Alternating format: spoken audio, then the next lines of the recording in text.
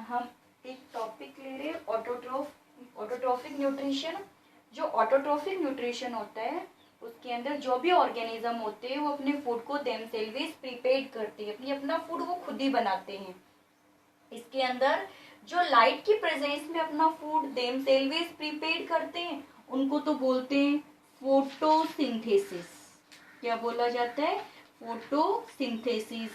The food prepared themselves, presence of the sunlight is process is known as the photosynthesis, and the food prepared presence of the chemicals is known as the chemosynthesis.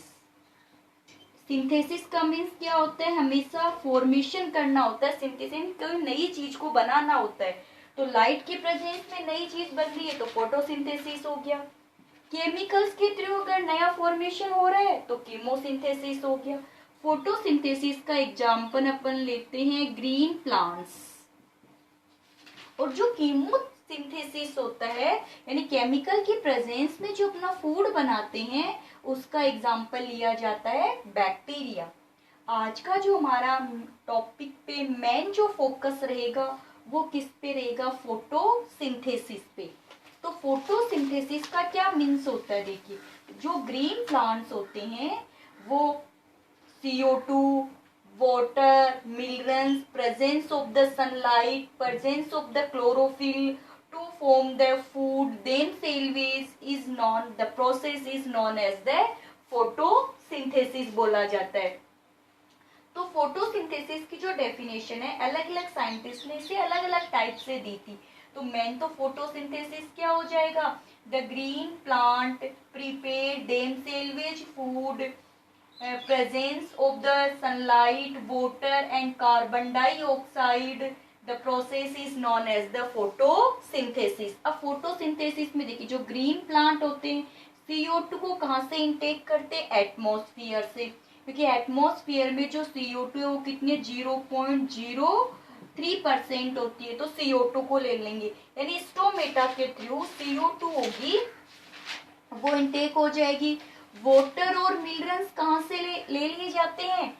Soil से absorb करती है कौन? Root. और root ने soil से जो water और minerals को अब्जॉर्ब किया है, इस वाटर और मिनरल्स को किसके थ्रू? जाइलम्स के थ्रू कहाँ पहुंचा दिया जाता है? लीव्स तक। फिर किसकी प्रेजेंस? क्लोरोफिल। क्लोरोफिल कहाँ प्रेजेंट होता है? लीव्स के अंदर प्रेजेंट होता है। जो क्लोरोफिल होता है साथ में क्या प्रेजेंट होगी? सनलाइट। और किसका फॉर्मेशन होगा? कार्बोहाइड्रेट का फॉर्मेशन हो जाएगा। कुछ अमाउंट में वाटर रिलीज होगा और ऑक्सीजन जो होती है वो इन्वायरमेंट के अंदर लिबरेट कर दी जाती है। अगर अपन इसको बैलेंस करना चाहते हैं तो 6 और यहाँ क्या लगा देते हैं? 12 लगा देते हैं।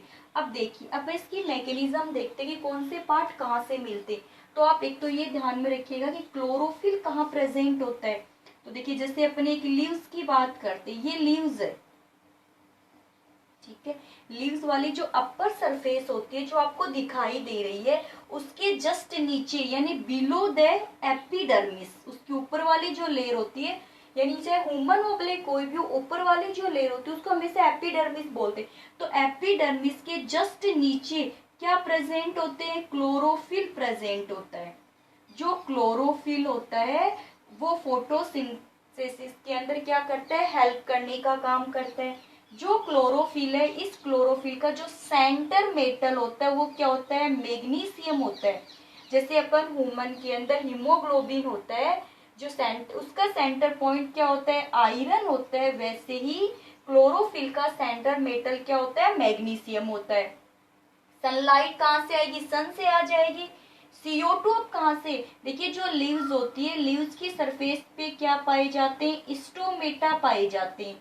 इसका भी रोल हमारे क्वेश्चन पुटअप होगा स्टोमेटा से रिलेटेड। ये जो स्टोमेटा होते हैं ये लीव्स की मोस्टली अपर सरफेस पे कम पाए जाते हैं। ये अपर सरफेस पे वही पाए जाएंगे जो सबमर्ज्ड प्लांट होते हैं या फिर जो वाटर प्लांट होते हैं। अपने यहाँ के जो प्लांट्स होते हैं उनके जो लीव्स की जो लोअर सरफेस होती है उस पे क्या पाए जाते हैं? स्मॉल पोर पाए जाते हैं जो माइक्रोस्कोपिक होते हैं।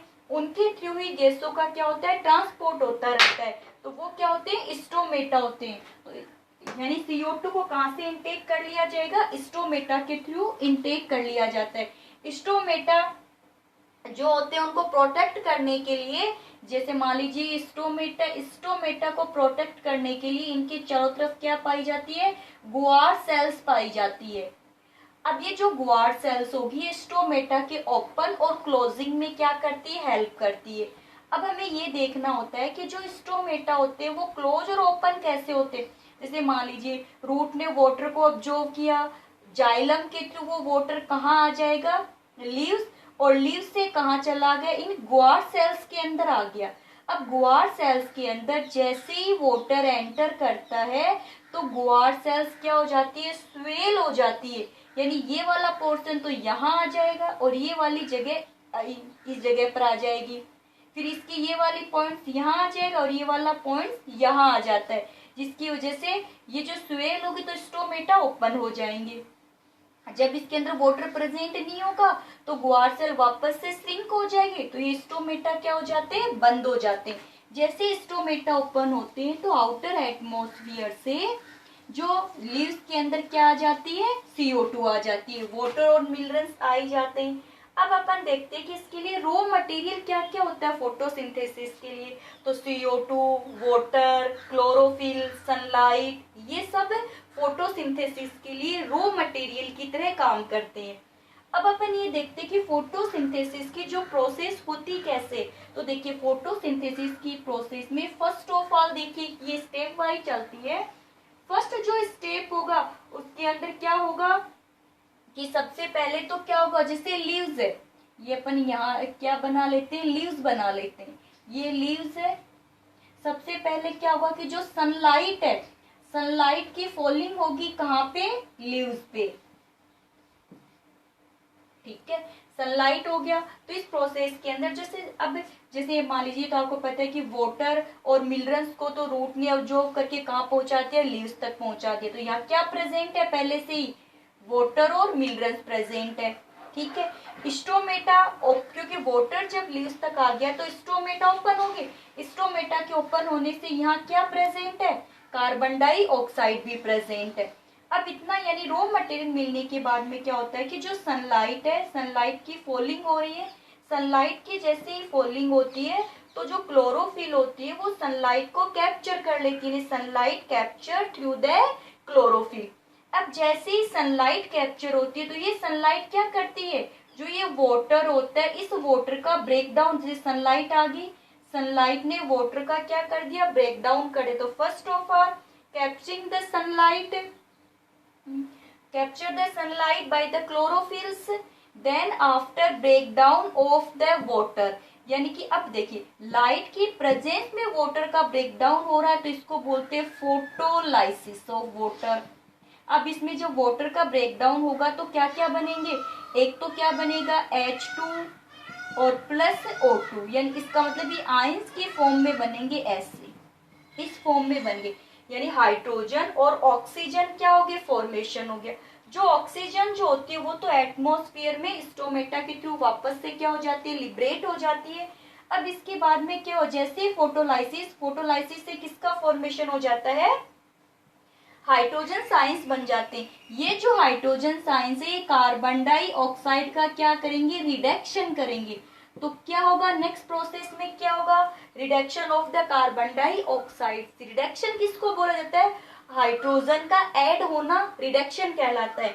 तो the reduction of the carbon dioxide to form the carbohydrates, to form the carbohydrates. तो किसका फॉर्मेशन हो गया, कार्बोहाइड्रेट्स का form, and to form the energy. अब एनर्जी किसकी फॉर्म में बनेगी, NADH की फॉर्म में बनती है, जो नेक्स्ट क्लासेज होती है, हायर लेवल क्लासेज होती है वहां पे किया जाता है। तो इस प्रोसेस के अंदर देखो सबसे पहले क्या होता है, root absorb the water and minerals, xylem transport the water and minerals कहाँ तक, लीव्स तक। देन आफ्टर यहाँ पे क्या होगा, the chlorophyll capture the sunlight, chlorophyll capture the sunlights, then the chlorophyll excited excited chlorophyll break down the water molecules to form the hydrogen and the oxygen liberate in the atmosphere. Then after the hydrogen reduce the carbon dioxide to form the carbohydrate. Then the carbohydrate is store in the leaves या plant form of the starch. This process is known as the photosynthesis. वापस से देख लीजिए, इसमें क्या होता है कि जैसे ही सनलाइट आती है तो सनलाइट के आते ही जो क्लोरोफिल होता है वो क्या हो जाता है, एक्साइटेड हो जाता है. क्लोरोफिल जैसे जैसे मान लीजिए एनर्जी निकली, ये जो एनर्जी निकली है ये एनर्जी किसको तोड़ेगी, ये वाटर का ब्रेक डाउन करेगी. वाटर किस में टूटेगा, H2 और O2 में टूटता है. O2 इन्वायरमेंट के अंदर चली जाती है और जो H2 होता है वो CO2 के साथ मिलके किसका फॉर्मेशन कर लेता है, कार्बोहाइड्रेट का फॉर्मेशन कर लेता है. तो ये प्रोसेस किसकी है, फोटोसिंथेसिस की है, या mechanism of the photosynthesis in the green plants.